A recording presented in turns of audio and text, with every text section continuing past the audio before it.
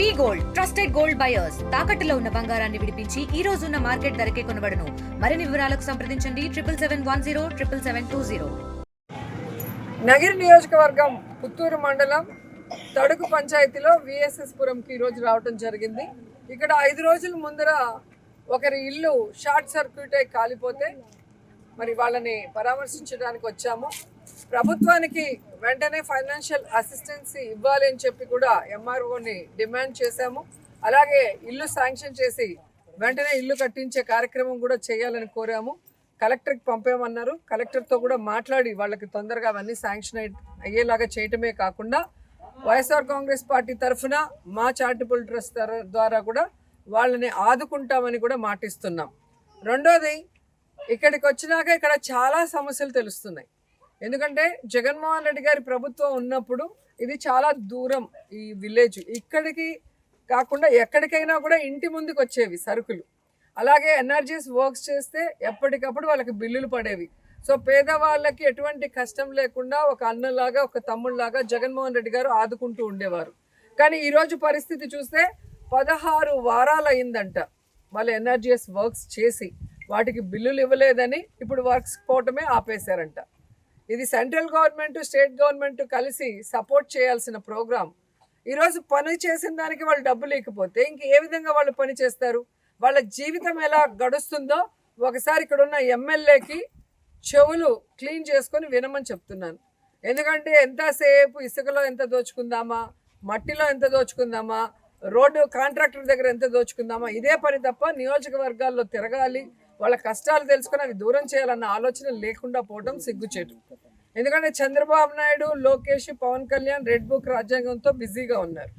So వాళ్ళ ప్యాకేజీలు వాళ్ళ busy. ఎమ్మెల్యేలన్నా కనీసం లోకల్గా తిరిగి ప్రజల కష్టాలు తెలుసుకోవాలి అంటే 16 వారాలు పేదవాళ్ళు చేసిన వర్క్కి డబ్బులు ఇవ్వకపోతే వాళ్ళు ఏ విధంగా తింటారు? ఏ రోజుకి ఆ రోజు పని చేసుకుంటే కానీ గడవని పరిస్థితిలో బీదవాళ్ళు. ఒకసారి వాళ్ళందరినీ కూడా చూడండి. ఇక వాళ్ళు పనులకు పోతే భవిష్యత్తులో వాళ్ళకి ఎలా డబ్బులు వస్తాయి? రెండోది, ఆల్మోస్ట్ ఈ మధ్యకాలంలో తుఫాన్లు, హెవీ రైన్స్ వల్ల పనులు లేవు, చేసిన పనులకి డబ్బులు లేవు. పోనీ ఏదో ఒకటి రేషన్ తెచ్చుకొని తిని బతుకుదాం అనుకుంటే రేషన్ షాపులు ఈరోజు మీరు చూస్తే ఇంటి ముందుకు వేసే వెహికల్ని క్యాన్సిల్ చేసేసారు. ఎక్కడో ఒకడు కూర్చొని ఉంటాడు వాళ్ళ ఇంట్లో పెట్టుకొని, అక్కడికి అందరూ పోవాలి. వెళ్ళినా 2 రోజులు టైం ఇస్తారు. ఆ 2 రోజుల్లో వీళ్ళు పొద్దున్నుంచి కూలి పనులకు పోయి ఇంటికి వచ్చి ఇంట్లో వాళ్ళకి వంట చేసి మళ్ళీ పని అక్కడ బియ్యం కోసం వెళ్తే రేషన్ కోసము సిగ్నల్ లేదని, మనిషి లేడని, పని మీద వెళ్ళాడని చెప్పి 2వ రోజుకి స్టాక్ అయిపోయిందని చెప్తారు. మరి వాళ్ళు ఎలా బతకాలి? అంటే ఒక పేదవాడి కష్టం గురించి వినే ఓపిక ఇటు ఎమ్మెల్యేకి లేదు, అటు చంద్రబాబు నాయుడు, లోకేష్, పవన్ కళ్యాణ్కి లేదు. మరి వీళ్ళని ఎవరు కాపాడాలి? ఎందుకు వాళ్ళ జీవితాలతో చెలగాటం ఆడుతున్నారు? ముఖ్యంగా ఈ ఊరు విఎస్ఎస్ పురం అయితే ఇక్కడి నుంచి టీఆర్ కంట్రీగా 2 కిలోమీటర్లు. ఇక్కడ ఉన్న ముసలివాళ్ళందరూ కూడా నడిచిపోయి ఎత్తుకొని రావాలంట. మధ్యలో కాలువలో పడి కాలు చేతులు ఇంచుకుంటున్నారు. ఇక్కడ 100కు పైగా కార్డులు ఉన్నప్పుడు ఇక్కడ సెపరేట్గా ఒక చిన్న స్టోర్ లాగా ఓపెన్ చేసి 2 రోజులు ఇక్కడే పెడితే వాళ్ళ పనుల నుంచి వచ్చి వాళ్ళ రేషన్ కార్డ్స్కి వాళ్ళకి కావాల్సిన ప్రొవిజన్స్ తీసుకుంటారు కదా. ఈరోజు రేషన్ ఇవ్వట్లేదనేసి ఆ కార్డులు కూడా మూలనేశారు. సో ఎన్ఆర్జీఎస్ వర్క్స్కి పోవడం మానేశారు, రేషన్ ఇవ్వటం లేదు కాబట్టి ఆ కార్డులు పడేశారు. కొత్త ఇల్లు లేదు, కొత్త పట్టాలు లేవు, ఎవరికి ఆసరా లేదు, చేయూత లేదు, సున్నా వడ్డీ లేదు. అమ్మ వడ్డీ పిల్లలు చూడండి, సగం సగం వేశారు. ఒక బిడ్డకి 2 ఉంటే 2, 3 ఉంటే 3 వేస్తామన్నారు. ఏది మరి ఎలా బతకాలి పేదవాళ్ళు? మీరైతే రాష్ట్రాన్ని అప్పుల్లో ముంచి దోచుకొని దాచుకుంటున్నారు. మరి వీళ్ళని ఎవరు కాపాడాలి?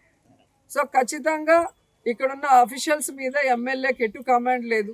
ఆ అఫీషియల్స్ ఒళ్ళు దగ్గర పెట్టుకొని ఎంఆర్ఓ కానీ, ఎంపీడీఓ కానీ వాళ్ళ కింద ఉన్న ఆఫీసర్లను ఇక్కడికి పంపించి ఇక్కడున్న సమస్యలు తెలుసుకొని వాటిని వెంటనే పరిష్కరించాలని డిమాండ్ చేస్తున్నాం. లేదు అంటే సీరియస్గా దీన్ని తీసుకుంటాం. Local to global news at your finger tips. మీ చేతిలో ఒక ఆయుధం. Download Raw TV app. Media legend Ravi Prakash is back.